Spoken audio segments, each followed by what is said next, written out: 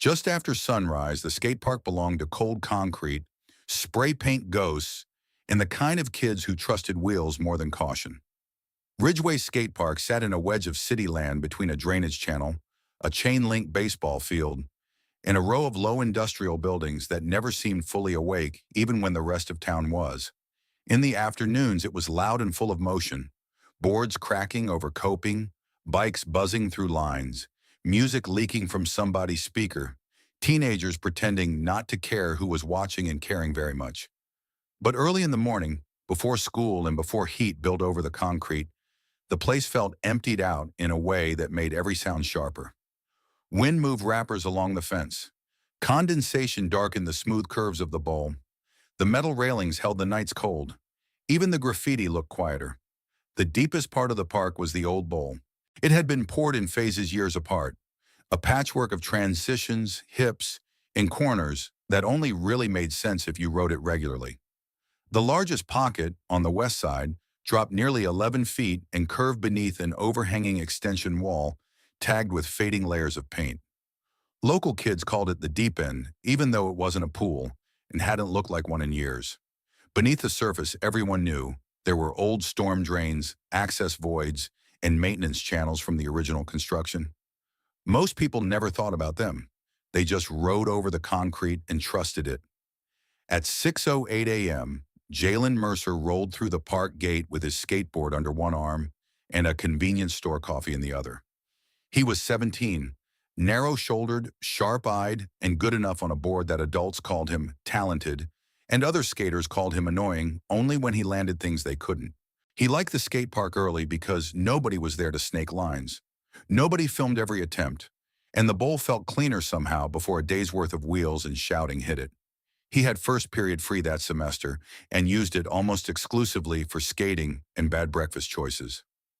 That morning, he noticed the bobcat before he noticed anything else. It was sitting beside the bowl, not in the brush outside the fence, not on the path leading in from the drainage channel, where wildlife sometimes crossed at dawn. Right there on the deck near the deep end, close enough that one wrong push could have put a board straight at it. It sat upright on the concrete, with its tail wrapped near its paws, tufted ears high, coat pale tawny in the blue-gray morning light. Jalen stopped so abruptly the coffee sloshed over his knuckles.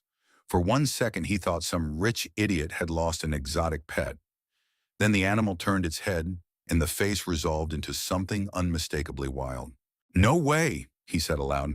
The bobcat looked at him briefly, then turned its attention back toward the bowl. That was the first strange thing. The second was that it didn't leave. Jalen had seen coyotes near the flood channel before. Once he'd spotted a fox crossing the baseball outfield at dawn. Animals near the edges of the city happened. Animals sitting beside the deepest section of a skate park bowl while a human rolled in with coffee did not. He expected it to bolt the second he shifted his weight. It didn't. It stayed where it was, body tense but planted, staring down into the bowl as if something there mattered more than fear. Jalen set his board on the ground without dropping his eyes from the animal.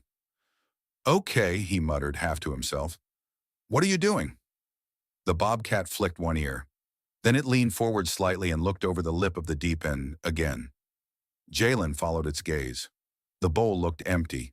Smooth, curved walls, damp patches from the night, old leaves blown into one corner, a crushed can near the shallow end, and the dark, round maintenance drain cover set into the vertical face near the deepest point. Everything normal. Everything still. Then the bobcat rose, padded 3 steps closer to the bowl edge, and sat again. Jalen felt the first cold prickle of unease. By 6:20, 2 BMX riders and another skater had arrived.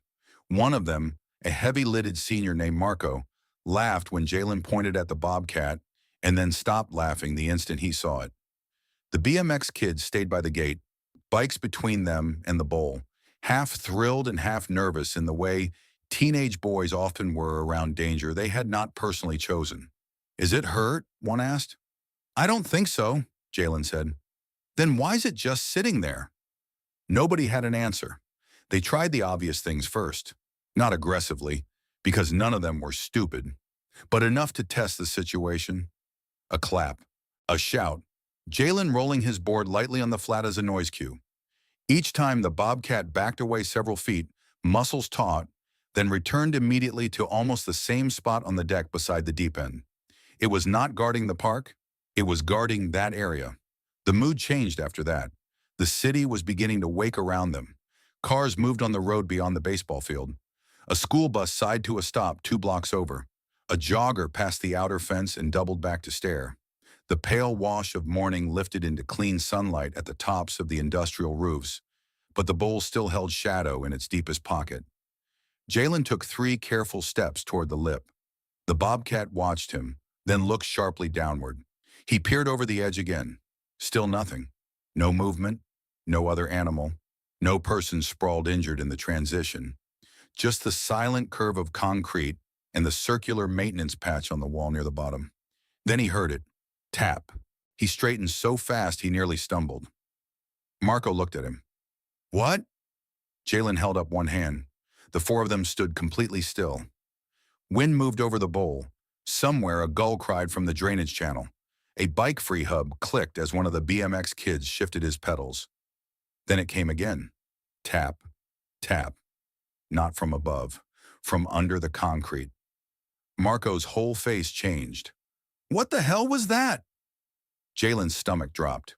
The bobcat stood now, ears forward, body angled toward the deepest section of the bowl. It let out a short, rough cry, more bark than meow, and stepped to the very lip before backing off again. It's under there, one BMX kid whispered.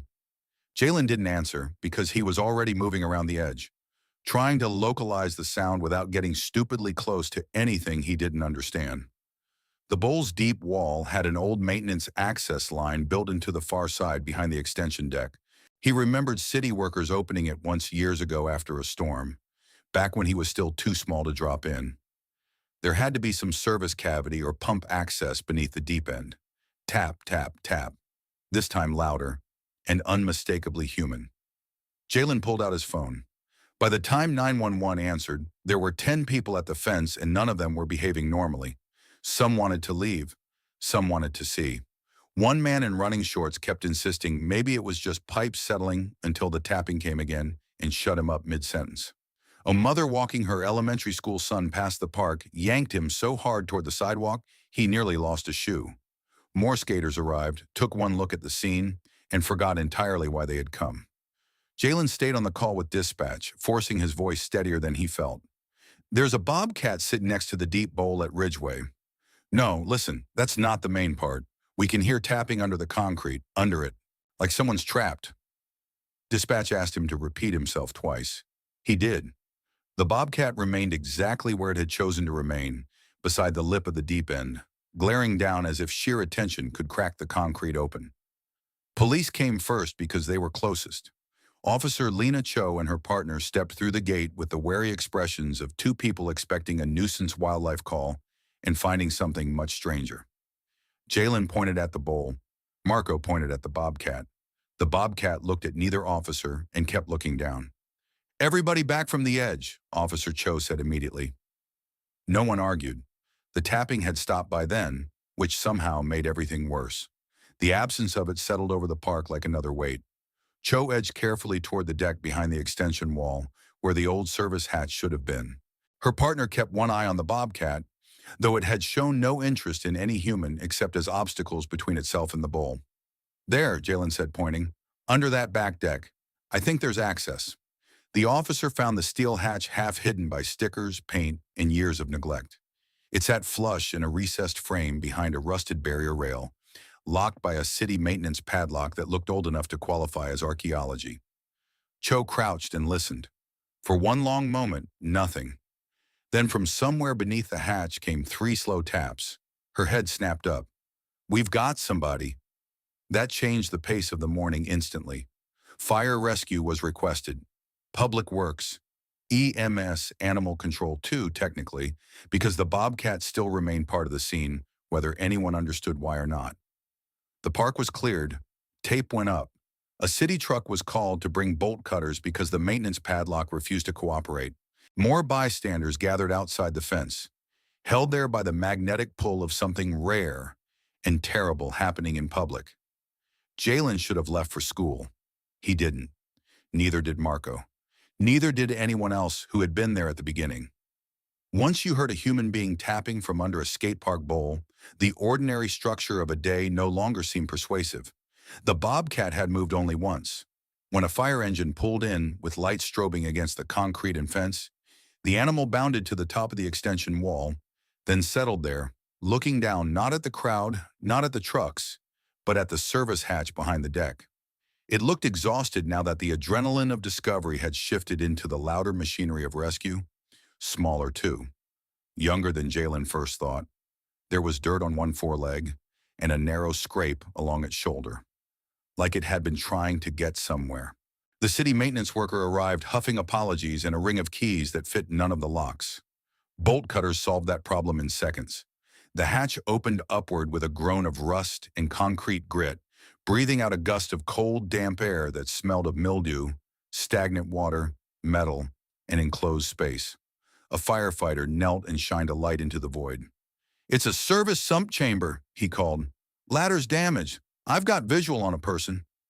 A visible shudder passed through the gathered adults, as if hearing the sentence out loud made the whole thing more real than the tapping had.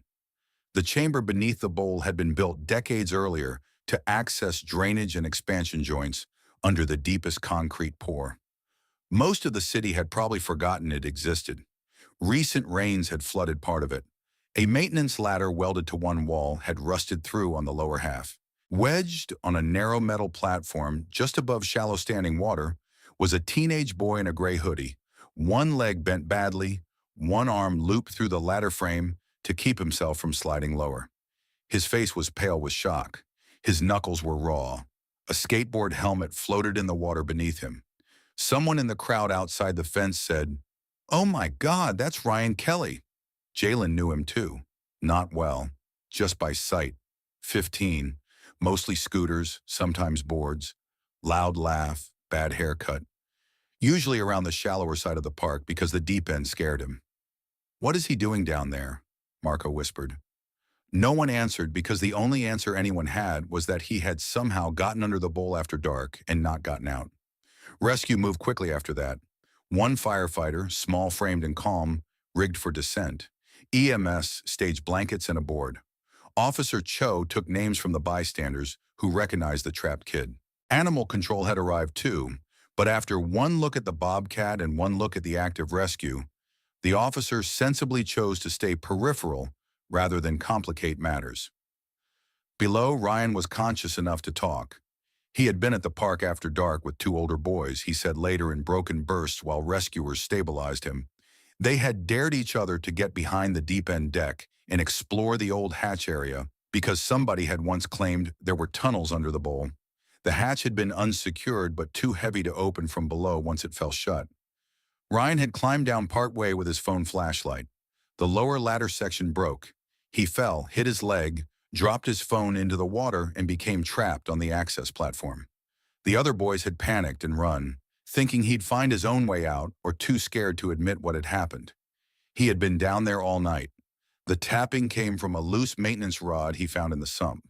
He had been hitting the underside of the concrete every time he heard footsteps above. That detail went through the crowd like a knife. How many people had passed through the park after dark or before sunrise and heard nothing?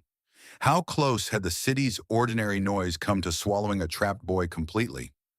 Jalen looked at the bobcat on the extension wall and felt something twist inside him. The animal had heard what none of them had, or smelled it, or sensed the constant hidden movement and distress under the bowl and refused to leave it. Maybe that was all. Maybe that was everything. The firefighter reached Ryan, got a harness under him, splinted what was clearly a broken lower leg, and clipped him into the lift system. Ryan cried out once when they shifted his weight, and a woman outside the fence, his mother now, having arrived breathless and white-faced after police called her, covered her mouth with both hands and bent at the waist as if staying upright had become a choice. Jalen looked away. When they brought Ryan up through the hatch into the cold morning air, the entire park seemed to hold still around the sight of him. Mud-streaked, shaking, 17 hours younger than he had looked to his mother the night before. Real. As the medics moved him toward the ambulance, the bobcat dropped lightly from the extension wall to the deck. Everyone froze, but the animal did not approach the humans. It walked to the lip of the deep end one last time, looked down into the bowl, then toward the open service hatch behind the deck, as if checking some final invisible condition. Then it turned and trotted along the top perimeter of the park, slipped through the broken section of fence by the drainage channel, and vanished into the reeds beyond before anyone made a sound. That was the moment the tension broke. People exhaled. Ryan's mother cried openly into an officer's shoulder. Marco sat down hard on the concrete as if his knees had suddenly remembered their opinion about the morning. Jalen stared at the gap in the fence where the bobcat had disappeared and realized he was shaking. He missed school entirely. Nobody cared. The story spread through Ridgeway by noon and through the city by evening. A bobcat by the skatepark bowl. Tapping under the concrete. Trapped teenager rescued from a forgotten service chamber. The details changed as stories always do. Some versions made the animal heroic in a way that embarrassed anyone who had actually stood there. Some made the city look worse than it already did. A few idiots online insisted it was fake until phone footage of the bobcat on the deck and the hatch opening shut them up. But the essential truth stayed the same because it was strange enough to protect itself. A wild bobcat sat beside the bowl and would not leave. Then someone heard tapping. Public Works closed the entire deep end section for inspection that very day. City engineers found the hatch frame corroded, the lower ladder failed in multiple places, and the access lock system so neglected it might as well have been abandoned infrastructure.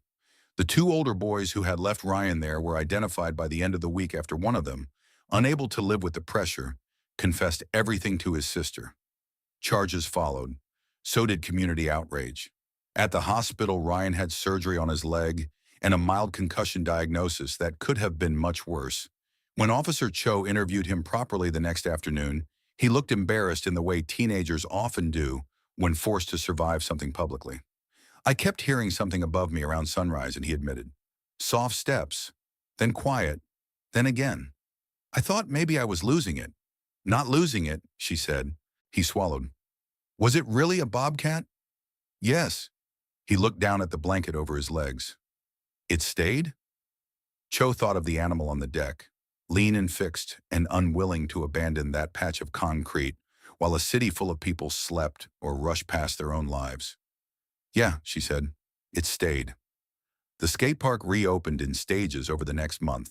New hatch, new lock, new inspection plate, cameras, signage, safety barriers around all utility access points. The city made speeches about infrastructure review and community vigilance, because cities always did when they were trying to turn negligence into policy. Most skaters rolled their eyes and went back to riding, but nobody at Ridgeway ever looked at the deep end the same way again. Jalen still came early. Sometimes he stood at the lip before dropping in and looked toward the back deck where the old hatch had been. The concrete there was patched now, cleaner than the rest, almost too clean, a scar disguised as maintenance. Once, a few weeks after everything, he found tracks in the damp silt by the drainage fence opening. Small feline prints, not fresh enough to prove anything, but enough to make him stand there longer than usual. Marco saw him and said, "You waiting for your cat?" Jalen rolled his eyes. "Not my cat," but he smiled despite himself.